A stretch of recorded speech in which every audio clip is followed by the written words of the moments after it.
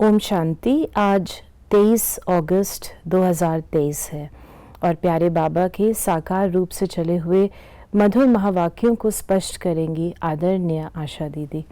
ओम शांति दीदी। बाबा ने कहा, मीठे बच्चे, जिस माता पिता से तुम्हें बेहद का वर्षा मिलता है, उस माता पिता का हाथ कभी छोड़ना नहीं।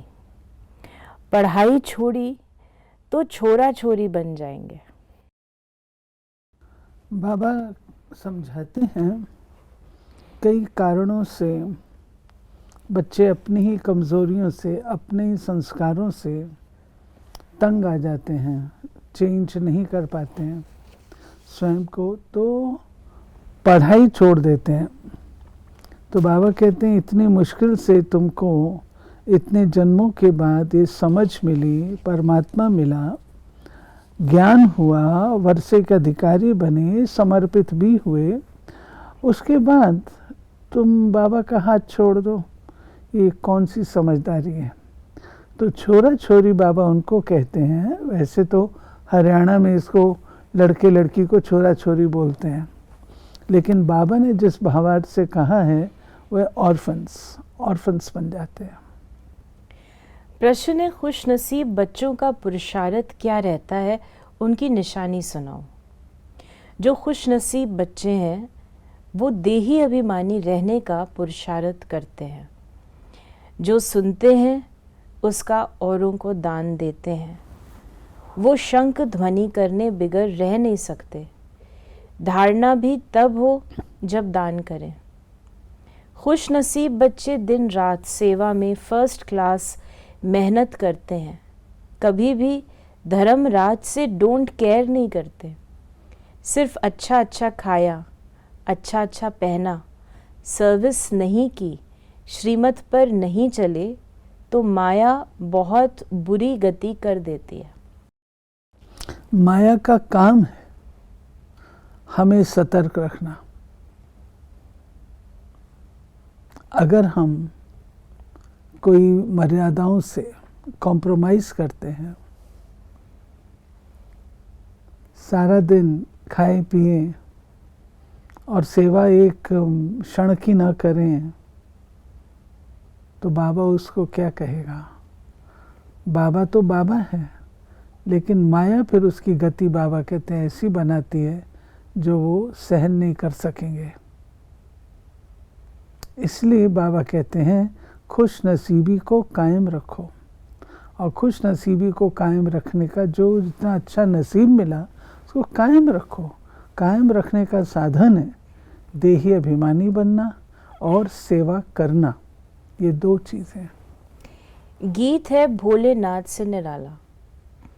ओम शांति। बिगड़ी को सुधारने वाला तो एक ही है, ये दुनिया नहीं जानती। तुम बच्चे समझते हो जो यहाँ बैठे हैं। तुम्हारे में भी नंबरवार पुरुषार्थ अनुसार जानते हैं। बिगाड़ने वाली है माया। आसुरी मत पर चलने वाले ही बिगड़ते हैं। फिर बाबा ने कहा कि परम पिता परमात्मा कितना मीठा है। मीठा बाबा है, परंतु उसकी याद माया भुला देती है। तुम शिव बाबा को याद करने की कोशिश करते हो, लेकिन माया बड़ी ज़बरदस्त है, वो तुमको याद करने नहीं देगी। अब बाबा तुमको इस रोने की दुनिया से दूर ले जा रहे हैं, जहाँ 21 जन्म तुमको रोने की दरकार ही उसका काम है माया का अपनी ओर आकर्षित करना। जब बाबा को याद करने बैठते हैं तो 10 बातें और याद दिला देगी आपको, ताकि आप बाबा को याद ना कर सकें, और आप उसको इम्पोर्टेंट समझ करके बाबा की याद को सेकंड लाइन में ले जाते हैं, तो माया की जीत जाती है। फिर वो ये चीज़ रोज़ रोज़ रिपीट करती है।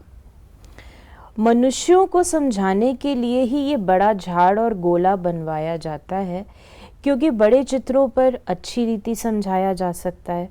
भल कोई बच्चे अपने कर्मों अनुसार इतना नहीं भी धारण कर सकते हैं। सभी तो राजा रानी नहीं बनेंगे। अच्छे कर्म किए हैं तो उसका फल आगे ज़रूर मिलता है। कर्मों की गति है। तो जो बाबा ने कहा कि अपने कर्मों अनुसार धारणा नहीं कर सकते इसको। अगर कर्म अच्छे नहीं है तो धारणा भी ठीक नहीं है। कर्म अच्छे होंगे तो धारणा अच्छी होगी, धारणा अच्छी होगी तो कर्म अच्छे होंगे।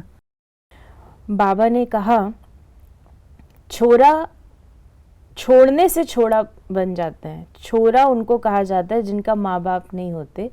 तो माता पिता जिनसे स्वर्ग का वर्षा मिलता है उनको छोड़ा तो छोरा छोरी बन जाते हैं। यहाँ भी कई समझते हैं यहाँ से छूट पुरानी दुनिया में जाएं, लेकिन वहाँ ज्ञान तो उठा नहीं सकते।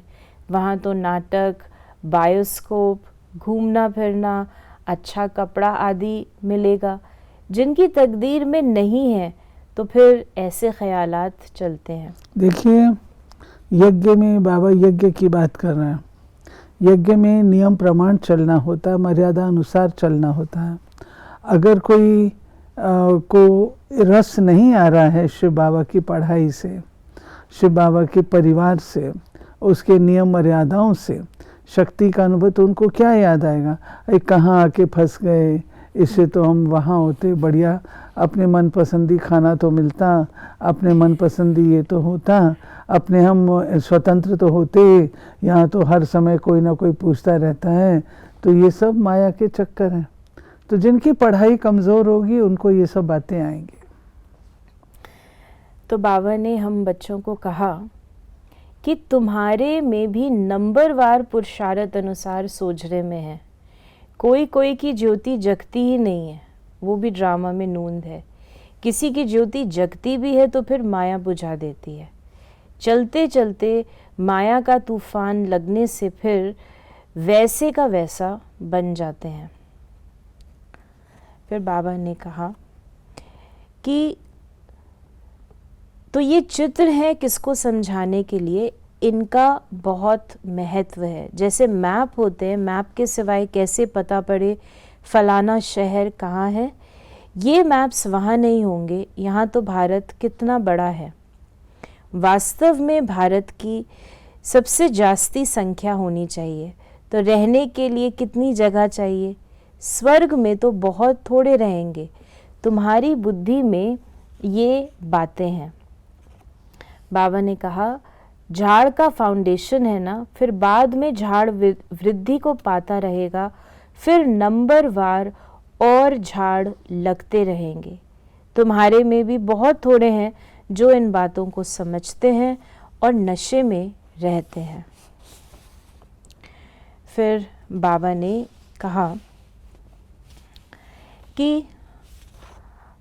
कहा कि जो अच्छे अच्छे पक्के विद्वान होंगे उनको नशा रहेगा।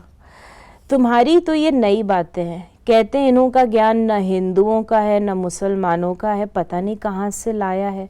फिर भी कई तो समझते हैं ना, भोलानाथ बाबा भक्तों का रक्षक भगवान पतित पावन आया है, उनको आना ज़रूर है। बाप कहते हैं मेरी यादगार के भी मंदिर हैं। देखिए, बाबा जो ज्ञान देते हैं वो बिल्कुल नया ज्ञान है। नया ज्ञान है, उसका आटे में नमक सदृश है। निशानियाँ श्रीमद् भगवद गीता में, शास्त्रों में, अन्य धर्म पिताओं के भी बोलों में है।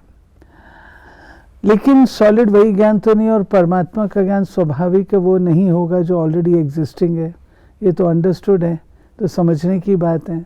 परमात्मा वही चीज़ थोड़ी आके बताएगा, वो तो ऑलरेडी एग्जिस्टिंग थी। अगर उससे उद्धार होना होता तो वो तो ऑलरेडी एग्जिस्ट कर रही थी ना। फिर दुनिया क्यों खराब हुई? परमात्मा को क्यों पुकारते हैं? डे ऑफ जजमेंट क्यों कहते हैं? लास्ट में आएगा वो क्यों कहते हैं? अच्छी है ना दुनिया, जो है ऑलरेडी एग्जिस्टिंग है, बहुत अच्छा है। लेकिन परमात्मा आकर के नया ज्ञान देता है। नया ज्ञान क्या देता है? जो हमारी बुद्धि पहले देह अभिमान में होती है उससे छुड़ाता है, आत्म अभिमान स्थिति में लाता है। उससे संबंधित बाकी सारी बातें बताता है कि तुम कुत्ता बिल्ली बनने वाले नहीं हो, तुम मनुष्य से देवता बनते हो। मैं तुमको आके ये बनाता हूँ, मैं सर्वव्यापी नहीं हूँ। तुमने सर्वव्यापी कह के मुझे बिल्कुल ऑर्डिनरी बना लिया। मैं ये नहीं, मैं सर्वशक्तिवान हूँ, सर्वज्ञ हूँ। तो सारा ज्ञान तो बाबा का नया है, जो कहाँ पर भी नहीं है। तो नेचुरल लोग तो कहेंगे ऐसा। कई ब्रह्मा कुमार कुमारियां अच्छी फर्स्ट क्लास मेहनत करते हैं, कोई सेकंड, कोई थर्ड क्लास करते हैं, तो मिलेगा भी ऐसे ही। फिर बाबा ने कहा ब्राह्मणों, लौकिक जो ब्राह्मण हैं उनको खाने का बहुत रहता है, जगह जगह धामा खाते रहते हैं। बच्चों में भी कोई कोई है, अच्छा भोजन न मिले तो आराम न आए। बाबा मम्मा का नाम बदनाम कर देते हैं, फिर समझाओ तो गुस्सा आ जाता है। देखिए, भोजन एक ऐसी चीज़ है जो व्यक्ति को अपना मनपसंदी चाहिए होता है, और यज्ञ में बनता भी वैसा ही है। अगर अच्छा होना चाहिए, अगर कभी ऐसा ठीक मनपसंदी नहीं हुआ तो क्या हो गया, क्या हो गया? आप एडजस्ट कर सकते हैं कोई दूसरी चीज़ से, परंतु उससे नाराज़ हो जाना, चिल्लाना आदि, रूठ जाना, शोर मचाना, वो तो नहीं। तो उससे मम्मा बाबा का नाम बदनाम होता है कि मम्मा बाबा के होते भी ऐसा काम हो रहा है। जैसे आराम से बड़ों को कहते हैं ना, बहन जी के बैठे भी ऐसा हो रहा है। बाबा ने आज हमें वरदान दिया है, सब व्यर्थ चक्रों से मुक्त रह, निर्विघ्न सेवा करने वाले अखंड सेवाधारी भव। सेवा तो सब करते हैं, लेकिन जो सेवा करते भी सदा निर्विघ्न रहते हैं, उसका बहुत महत्व है। सेवा के बीच में कोई भी प्रकार का विघ्न ना आए। वायुमंडल का, संग का, आलस्य का, यदि कोई भी विघ्न आया तो सेवा खंडित हो गई। अखंड सेवाधारी कभी किसी विघ्न में नहीं आ सकते। जरा संकल्प मात्र भी विघ्न न हो। सब व्यर्थ चक्रों से मुक्त रहो, तब सफल और अखंड सेवाधारी कहेंगे। स्लोगन है, जो दिल और दिमाग से ऑनेस्ट हैं, वही बाप व परिवार के प्यार के पात्र हैं। दिमाग से ऑनेस्ट कैसे होता है? यानी दिल से ऑनेस्ट और दिमाग से ऑनेस्ट दोनों तरीके से। दिल की ऑनेस्टी है कि I have to be honest always, लेकिन कई बार हम अपने दिमाग से बहुत कुछ कंकॉक्ट करने की कोशिश करते हैं। वो सब कुछ ना करें, लेकिन जो बात जो है जैसी उसको स्वीकार करें, दिल से भी स्वीकार करें, दिमाग से भी स्वीकार करें। तो ये थे बाबा के आज के मधुर महावाक्यों का स्पष्टीकरण। यदि आपके मन में कोई प्रश्न है तो आप उसे व्हाट्सएप कर सकते हैं 8826599309 पर। ओम शांति।